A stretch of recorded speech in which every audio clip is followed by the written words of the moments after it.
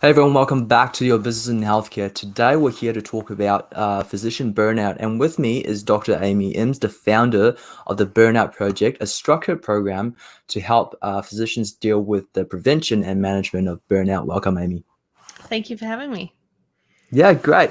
Amy, look, I think one of the things when we talk about physician burnout is that burnout is just one of those things that we talk about a lot, but I don't think unless you've experienced it yourself, it's really hard to sort of conceptualize what it feels like. And so I guess the question is, why are doctors, one of the most resilient, intelligent, altruistic sort of people in the world, why are they, getting the thick of it, if you may? Yeah, very good question. So I think there's almost two parts to that. And one is, why are they burning out? So if we look at, like, say, something like the World Health Organization definition of burnout, we're looking at essentially it's a syndrome that is a response to chronic stress. And Right. essentially that's because the demands put upon us are greater than the resources that we have to meet it. So because of the organizations, whether that's the hospital or some other sort of clinic, they put huge demands upon us. And Sure. the other part of the answer that I wanted to give you is, why these resilient people that medicine's drawn into it. It's because these demands are put upon us and we can meet them for quite a while. So, we can get through medical school. Just the fact that you've got through medical school to begin with shows how resilient you are. You can do that. Then they have all the demands of internship.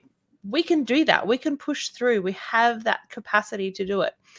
Yeah. And so the system has kind of evolved to rely on that capacity. But the problem is, of course, there's always an endpoint to that. There's only so far you can push somebody. Nobody's got some infinite amount of resources there and they can just keep going and going and going. And so, for some people that happens early on. For some people it is in medical school. For some people it's in their internship. For some people it's not till well into their career that things do become too much and we don't have that capacity to just keep on going and pushing through anymore.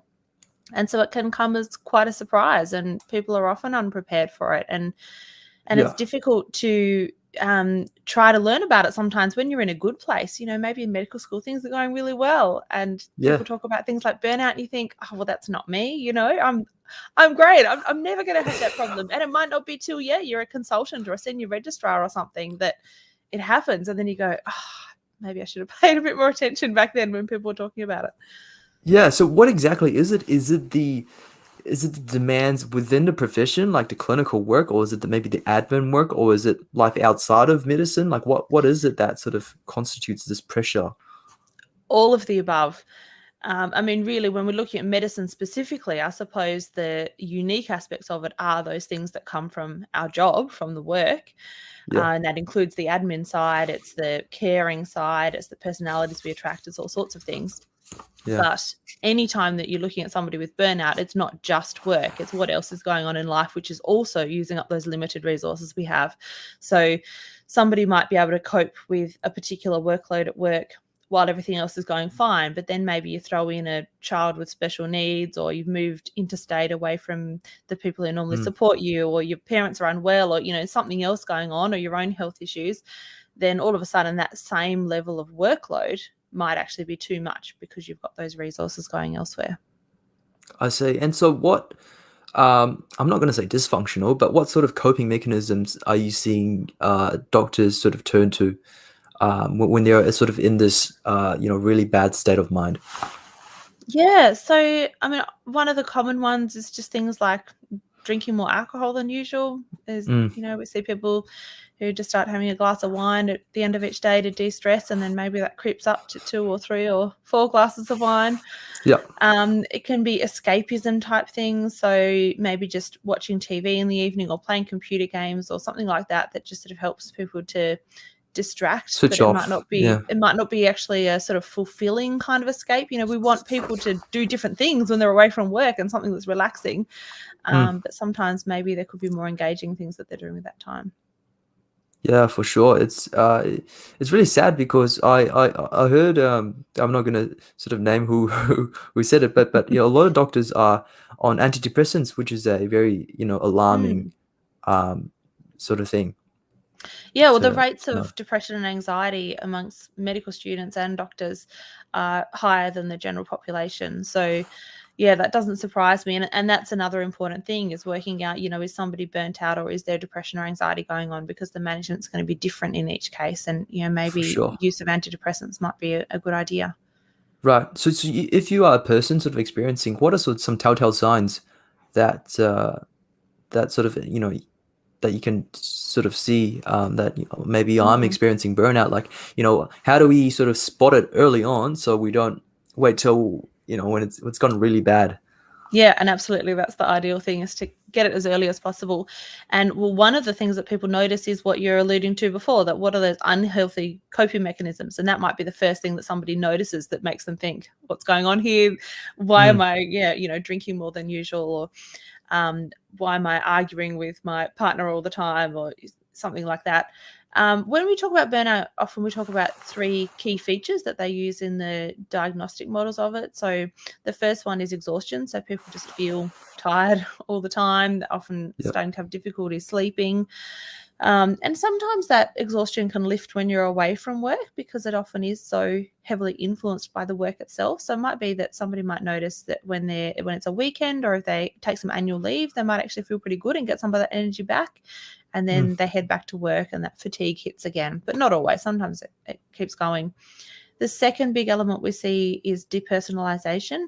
So this is describing when people get quite cynical, which is something that I think probably most people who've started working in the hospital system will notice amongst the senior colleagues, maybe the registrars and consultants, is that they seem a bit more cynical and maybe a bit more emotionally detached from their patients, possibly not showing as much empathy and compassion as we used to. And I certainly see that a lot in the doctors who come to see me, that they often notice that difficulty showing that same compassion to their patients that they might have been able to several months earlier. And as part of that depersonalization, also just withdrawing, having more conflict with people, being a bit more irritated, maybe getting angry towards the people around them. So that's the exhaustion, depersonalization. And then the last thing that we see is a feeling of reduced personal achievement. So this, often people are actually still performing very well, and it's just a feeling. You feel like, mm, I'm not doing as good a job. You feel like all the other students around me are doing way better than I am. All the other interns are much more capable than I am. It's just yeah. me, and I'm not doing a very good job. But sometimes, especially if the burnout's more severe, then performance does actually drop, because, as you can imagine, when you're feeling like this and you're not concentrating well and you're exhausted, then you are more likely to make mistakes, or have that less of a connection with patients, and actually start to not perform as well as you usually would. Yeah, no, that is very interesting with the whole sort of emotional burnout thing. Because I used to work at volunteer at an aged care, and at the start it Mm. was all really fun and stuff. Yeah, helping the elderly and all that. And then after a few months, it starts to become like a routine, and then Hmm. the exactly like you said, depersonalization, where it's just here he goes again, Yeah. here she goes again, sort of thing. and Yeah. and it's not good. It's not great. It's but I guess that is sort of the nature of healthcare services, in the sense that there is a struggle, and that's why we're sort of moving as a whole from volume-based care to value-based care, because putting emphasis on the quality of care rather than Yeah, just sort of absolutely. providing a fee for service sort of Mm. model.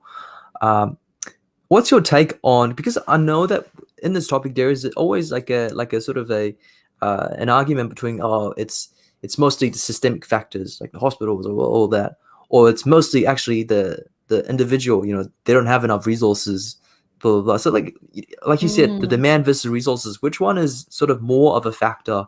um Yeah, so I mean, absolutely both are factors, but yeah. the biggest factor that I think leads to doctors burning out is the systemic factors. Hmm. So as we've discussed, doctors to have got to that point, we already know that they're very educated, driven, organized, resilient people generally, and so we know they've got this great capacity, and so then the system really pushes them to the breaking point, because they know, or they've evolved to accept that they can deal with that. So those systemic factors, I think, are just so key. And the difficulty there is that they're very difficult to change. As we've seen, we've been looking for change for a long, long time. And yes, we're starting to see little bits of it, but it's very hard to do. And particularly the bigger the organization, the harder it is. So I suppose the problem with recognizing the systemic nature of the causes of burnout is for then the individuals to feel like, okay, it's their problem and they need to fix it and it's not my problem. But the thing is that from a personal point of view, there are also a lot of skills and things that you can do that can reduce burnout, reduce your chance of burning out, and manage it if you're already burnt out. So although you might not be able to change those systemic factors, there's still a lot of control that you have over it. In the end, for some people, they make that decision that I'm going to leave. I can't change that workplace. There's only so much you can do that's within your own control. And sometimes you get to that point where, well, I can't go beyond this myself without changing the system. So for me, the best decision right now is to leave this workplace, leave medicine altogether, or whatever it might be. But certainly that interaction is very interesting between the two. And going the other direction, the problem with putting too much emphasis on what we can do as individuals is that then there's a bit of a blaming, I suppose, from the onus becomes on the, exactly. Yeah, exactly. So then their solution is, well, you need some resilience training or something, or go do some mindfulness or let's give you all this wellness obviously. program. Yeah, exactly. Yeah, and obviously that's not actually going to get anywhere. And the really sad thing about it is that some of the things that organizations can be changing is not even necessarily hugely costly or time consuming. And sometimes they're relatively simple changes that can make a really big difference.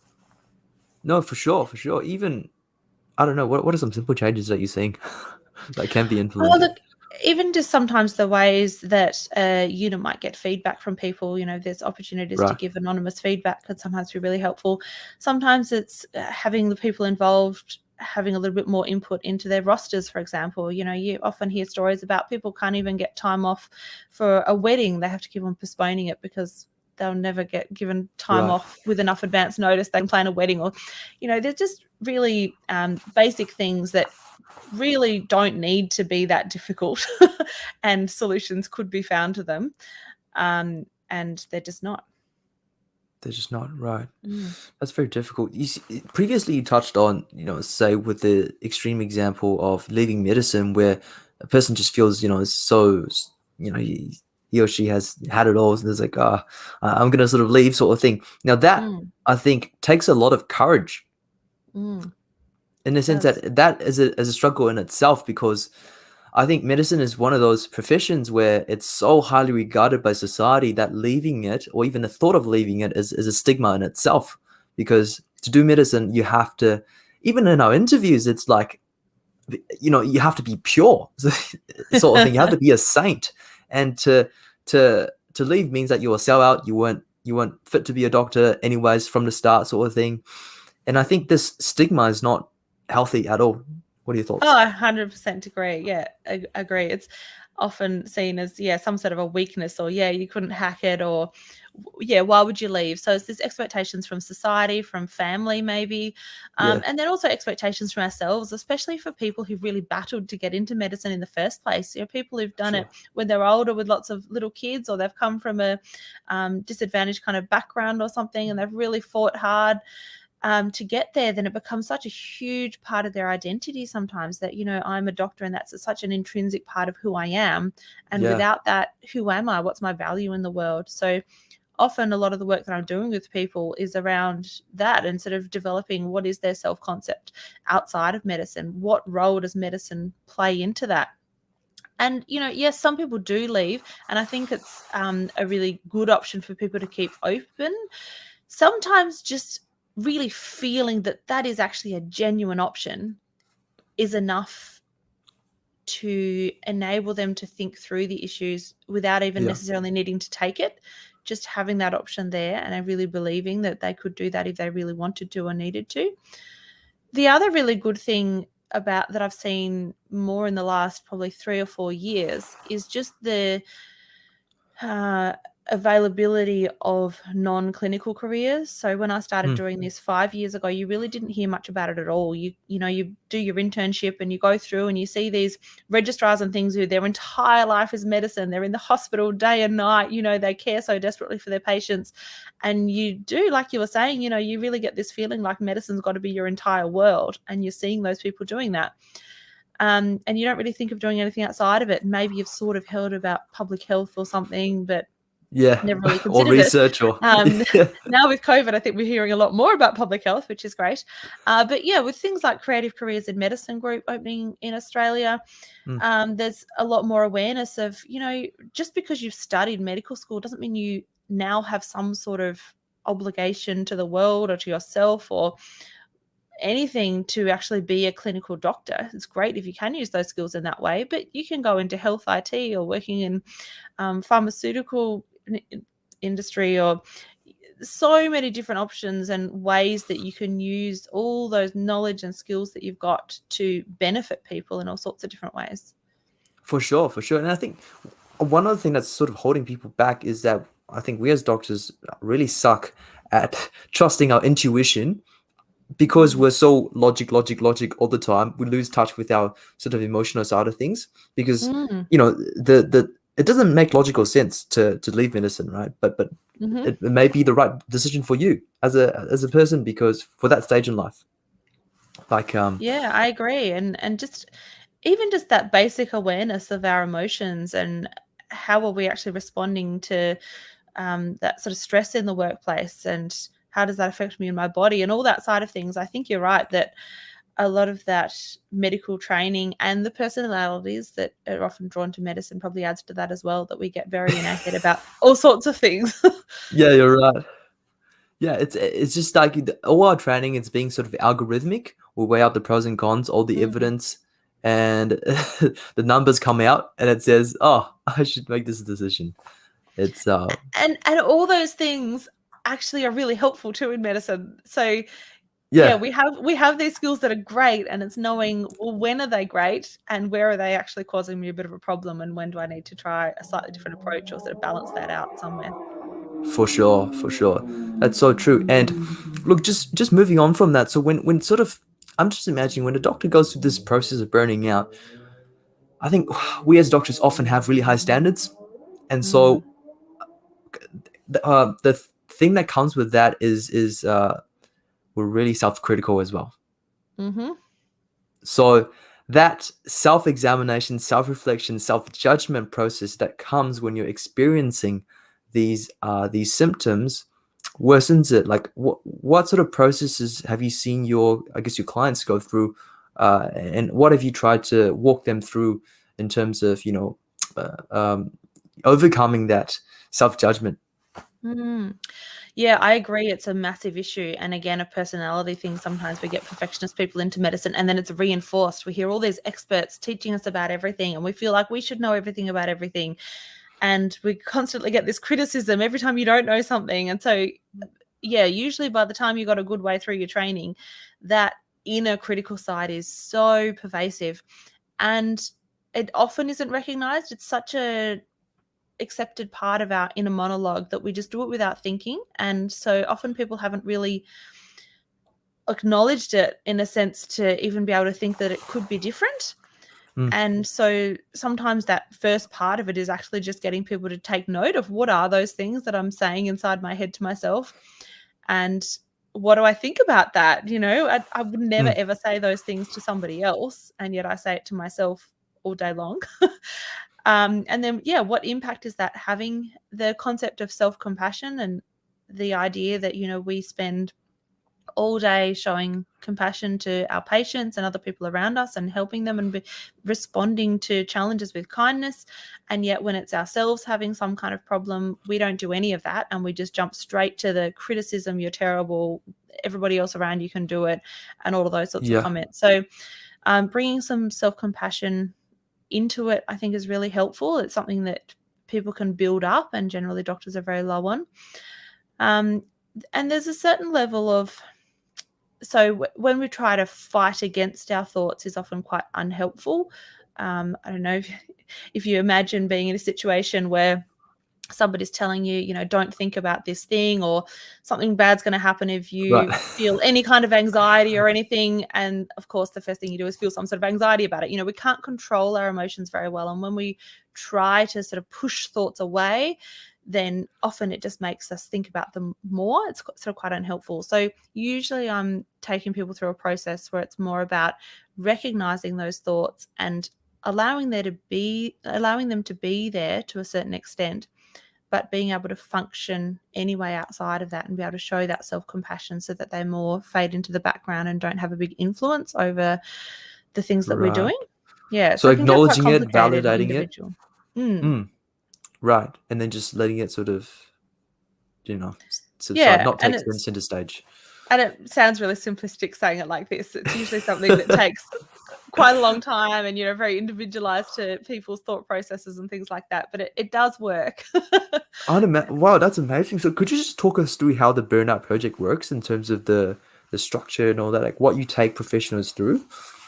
Yeah. So this was something that I started after I burnt out, and it started because I had difficulty finding the support that I needed, and I wanted to give other people the support.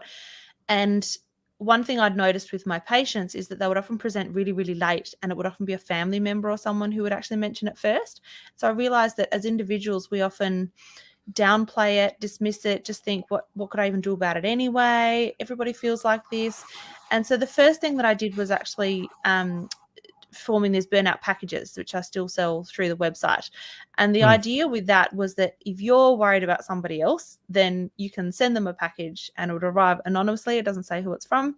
And in there, it's got a copy of my book, Burnout Your First 10 Steps. And then there are other items in there as well that can help them as they go through the book. They sort of tie in with the chapters of the book. So yeah, the idea of that was to try to get people recognizing it because somebody else has noticed, and a way for them to do something about it.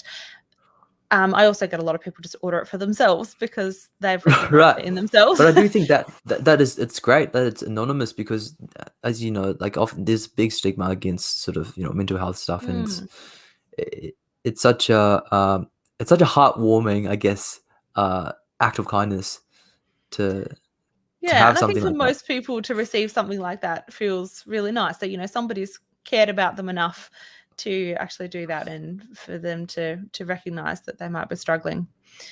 So yeah, that's one side of it, is the book and the packages. And then I also help people individually. So I do one-on-one counselling with people, usually over about a 3-month period, because I find that just seeing people once or twice doesn't really get you very far. So working with people for about 12 weeks I find works really well. And then for some people I continue on a lot longer than that, but for others it's just that 12 weeks gives them enough to get through that period.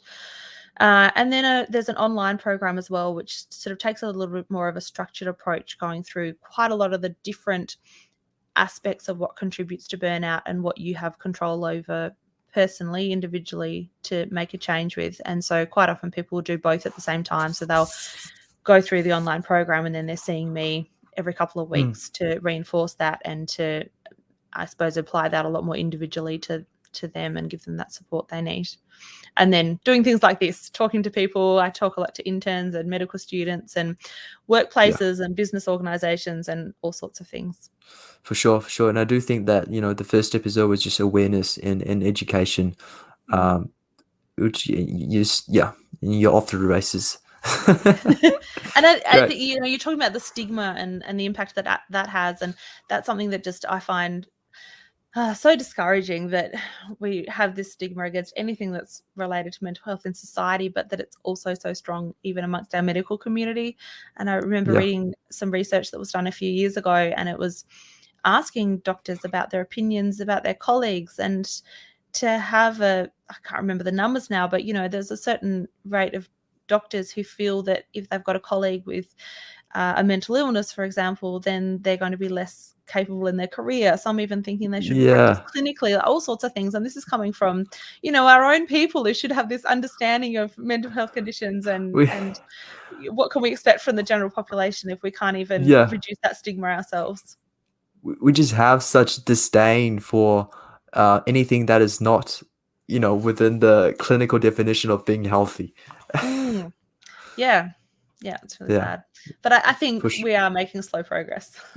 Yeah. I mean, yeah, and then, having something. It's all about conversations. Creating conversations like this, I think, definitely helps. Look, Amy, if people want to find you, where can they find you and talk more about this? Yeah, so you can go to theburnoutproject.com.au, and that's got Yep. links to everything we talked about, as well as a burnout quiz, which is one I created that's a little bit sort of simpler than the more formal diagnostic burnout ones, but one that people find really helpful just because it takes them through some of those common signs and symptoms that you see.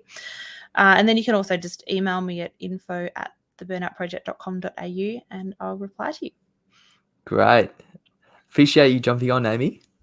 Thank you so much for having me. And yeah, I hope that you're able to continue these conversations with other people. And as you say, that's the start of that change that we need to see. For sure.